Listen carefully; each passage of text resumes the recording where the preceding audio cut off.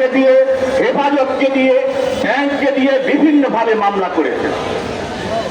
আমি যাতে নারায়ণগঞ্জ ছেড়ে দেই সেই জন্য আমার বিরুদ্ধে কল্লা চাই বলে, লাশ চাই বলে তারা মিছিল বের করেছে হেফাজতকে দিয়ে। কিন্তু কোথায় আজকে শামীম ওসমান, কোথায় নাসিম ওসমান? সুতরাং এই দেয়ালের লেখাগুলো যাতে আমরা পাঠ করি। শেখ হাসিনা পদত্যাগ করার আগের দিন আমরা যেটি শুনেছি যে এই আজমেরী ওসমান, খুনি আজমেরী ওসমান তার বোনের স্বামী ইফতেখার, যে নাকি গুলশান এরিয়া সহকারী পুলিশ কমিশনার, এখনো পর্যন্ত তার গাড়িতে করে নারায়ণগঞ্জ থেকে পালিয়েছে। এবং এই ইফতেখারের ভাই মাহবুব কুমিল্লা জেলার হিসেবে এখনো দায়িত্ব পালন করে। নারায়ণগঞ্জ শহরে তার কয়েকটি বাড়ি রয়েছে। শীতলক্ষা নদীর পূর্ব পারে সিটি কর্পোরেশনের 19 নম্বর ওয়ার্ডে 100 বিঘা তার জমি রয়েছে। জোর জবরদস্তি করেছে। একজন জেলার কিভাবে শত শত হাজার কোটি টাকার মালিক হতে পারে এবং এই পরিবর্তনের পরে কিভাবে সে তারা জেলার হিসাবে দায়িত্ব পালন করে, পুলিশের এই শপথে কিভাবে তারা বহাল থাকতে পারে? আমরা দাবি জানাচ্ছি এই সমস্ত ব্যক্তিদের বাড়িতে আমরা শুনেছি যে আজমেরী ওসমান থাকতে পারে।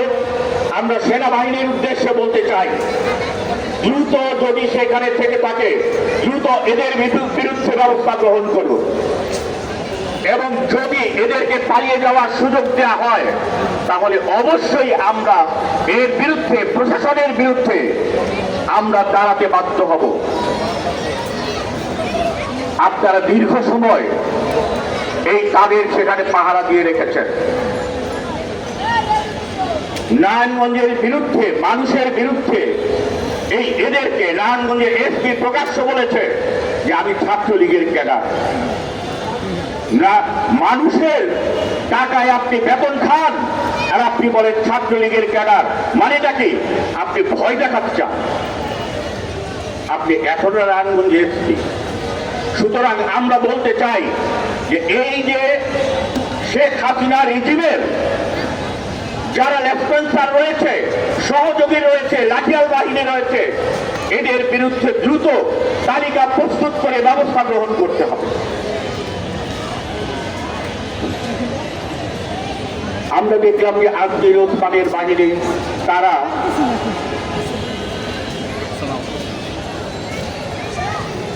বিএনপির জাকির খানের দলে ফিরে গেছে, তাদের সাথে মিলে গেছে। এমনকি আমরা দেখলাম বৈষম্য বিরোধী ছাত্র আন্দোলনের যারা যারা রয়েছে তাদের মিছিলে ফিরে যাচ্ছে। সুতরাং সতর্ক থাকতে হবে। আমরা দেখলাম যে গতকাল বিএনপির একজন সেখানে বললেন একজনের বাড়ির ইট খুলে আনবেন। কেন ইট খুলে আনার হুমকি আপনি দিবেন কেন? আপনি কি বোঝাতে চান? যদি কেউ অপরাধী হয়ে থাকে, দুর্নীতির সাথে জড়িত হয়ে থাকে, এখানে দুর্নীতি দমন কমিশন রয়েছে। এইটি তো এখন আর হাসিনার দুর্নীতি দমন কমিশন না, স্বাধীন দুর্নীতি দমন কমিশন। অভিযোগ করেন, তারা ব্যবস্থা গ্রহণ করবে। বাড়ির ইট খুলে নেয়ার অধিকার আপনাকে কে দিল? বর্তমান এই সরকারকে বিতর্কিত করতে যাবেন না। আপনারা কিন্তু অনেকেই আপনাদের দলে এই বিগত 15টা বছর ওসমান পরিবারের সাথে ছিলেন, আমরা দেখেছি। আপনাদের অনেকেই এই সেলিম ওসমানের সাথে মঞ্চে উঠে হাততালি দিয়েছেন।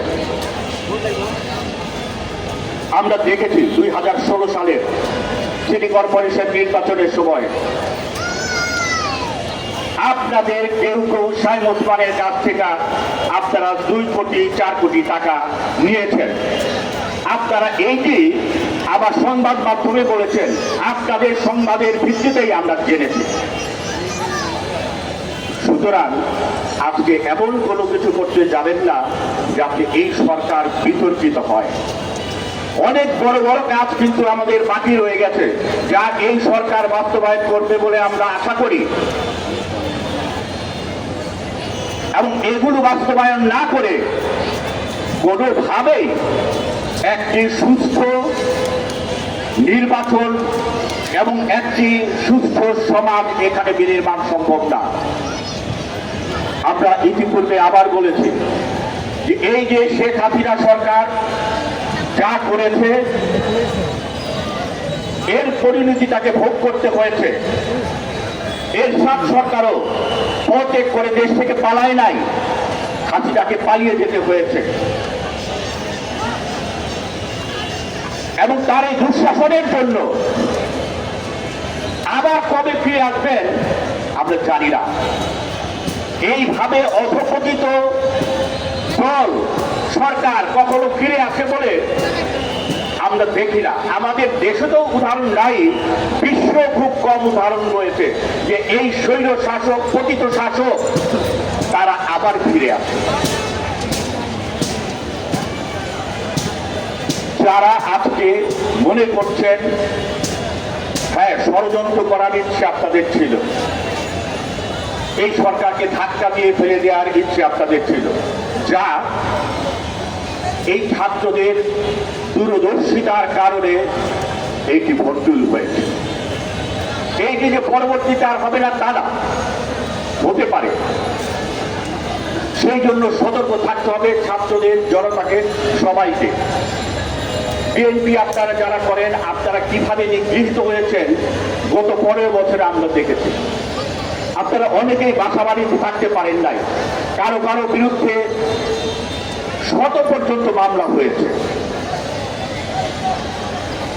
নির্বিশেষে আবার বৃদ্ধ বনিতা নির্বিশেষে তারা মামলা দিয়েছে। আমরা এর বিরুদ্ধে সেখানে বলেছি, এখনো বলছি, এর আমরা থেকে বেরিয়ে যেতে চাই। আমরা চাই না আর কোন হাসিনা রেজিমের মতো কোন রেজিম এই দেশে প্রতিষ্ঠা লাভ করুক। তাই আমরা প্রশাসনকে বলতে চাই, আজকে যা যা হচ্ছে তার বিরুদ্ধে শক্তভাবে ব্যবস্থা গ্রহণ করুন এবং আমাদের এই দেশটাকে আমরা যা মুক্তিযুদ্ধের বাংলাদেশ আমরা হিসেবে আমরা প্রতিষ্ঠা করতে চেয়েছিলাম, যেই স্বপ্ন আকাঙ্ক্ষা আমরা দেখে করেছিলাম, আজকে 24-এর আন্দোলন তারই সেখানে অনুরণন। আমরা আজকে এই 24-এর আন্দোলনের পরে আমরা সেই 71-এর বাংলাদেশই প্রতিষ্ঠা করতে চাই। সমতার বাংলাদেশ, সকল মানুষের বাংলাদেশ, অসাম্প্রদায়িক একটি বাংলাদেশ আমরা প্রতিষ্ঠা করতে চাই, যেখানে ধর্ম বর্ণ নির্বিশেষে সকল মানুষের সমান অধিকার থাকবে। পাহাড় সমতল সকল মানুষের সমান অধিকার থাকবে। একটি মুক্ত মানুষের একটি স্বাধীন আবাসভূমি হবে এই বাংলাদেশ। আমরা সেই বাংলাদেশ প্রতিষ্ঠা করতে চাই এবং আমরা চাই অনেক রক্ত ঝরেছে আর না। আমরা সম্মিলিতভাবে আসুন, আমাদের ষড়যন্ত্রের এই পথ থেকে বেরিয়ে এসে আমরা আমাদের এই দেশটাকে আমরা গড়ে তুলতে হাত লাগাই। তাহলেই এই যে এই সময়ের মধ্যে যারা শহীদ হয়েছেন, মৃত্যুবরণ করেছেন, এখানে লেখা হয়েছে যে অর্ধ সহস্রাধিক 500 বেশি। আজকে স্বরাষ্ট্র উপদেষ্টা বললেন যে আমাদের যারা এই সময়ে মৃত্যুবরণ করেছেন, নিহত হয়েছেন, তাদের সংখ্যা সহস্রাধিক হতে পারে। আমরাও তা মনে করি, কারণ যেহেতু এইটির কোনো তালিকা নেই, অবশ্যই এটি হাজারের অধিক। এই 18, 19, 21 তারিখ গণকবর দেওয়া হয়েছে, বিভিন্ন স্থানে কবরস্থানে গণকবর দেওয়া হয়েছে, পোস্টমর্টেম করা হয় নাই। আমরা চাই এই হিসাবটা যাতে এ সময় দ্রুত এই সরকার বের করার উদ্যোগ গ্রহণ করে। আমাদের নারায়ণগঞ্জে রিয়াকে যে হত্যা করা হয়েছে রামাটিতে, আমরা সেখানে গিয়ে দেখেছি যে সেই দিন সেই সময়ে 19 তারিখ বিকেলে শুক্রবারে কোনো পুলিশ ছিল না। সেই সময় শামীম ওসমান, তার ছেলে অয়ন ওসমান এবং বাবু তার ছেলে এবং এই যে তার সহযোগী নিজেরা নাম সাইন প্লাজায় শানিজাম, এরা অস্ত্র সহ সেখানে গুলি করেছে, অস্ত্র দিয়ে ফায়ার করেছে। আমরা ধারণা করছি তাদের গুলিতে তাদের অস্ত্রে এই শিশু বাচ্চা নিহত হয়েছে। সুতরাং এদের বিরুদ্ধে হত্যা মামলা ইতিপূর্বে এবং এখন নতুন করে অবশ্যই দিতে হবে। প্রকাশ্য এইভাবে হত্যাকাণ্ড চালানোর জন্য এই লিংক রোডের মধ্যে শামীম ওসমান, তার ছেলে সাঙ্গপাঙ্গ রাজবেরি ওসমান, তারা হত্যাকাণ্ড গুলি করেছে, অস্ত্র বের করেছে। তারা এই রাইফেল ট্রাক থেকে অস্ত্র দিয়েছে। সুতরাং আমরা এই সমস্ত বিচার চাই এবং এই সমস্ত বিচার করতে হবে। এ থেকে সেখানে বিরত থাকার কোনো সুযোগ নাই। আমরা এখানে 34 জনের কথা বলা হয়েছে শিশু, কিন্তু ধারণা করছি শিশু হত্যার হিসাবটা 50-এর অধিক হবে। এবং আমরা নারায়ণগঞ্জে মনে করছি যে এখন পর্যন্ত যে তালিকা রয়েছে আমাদের, সেই তালিকা অনুযায়ী আমাদের 25-26টা তালিকা, কিন্তু এইটিও আমাদের এখানে 40-এরও অধিক হবে বলে আমরা সেখানে ধারণা করছি। কারণ এখনো পর্যন্ত এই হিসাবগুলো আমাদের নাই সামনে। আমরা এই হিসাবগুলো পূর্ণাঙ্গ হবে এই বিষয়টা আমরা আশা করি। এবং এই নতুন পরিস্থিতিতে অন্য কোনো গোলযোগ সৃষ্টি হোক, এইটি আমরা চাই না। এই বিষয়ে সরকারের শক্ত অবস্থান আমরা আশা করি। সকলকে অভিনন্দন।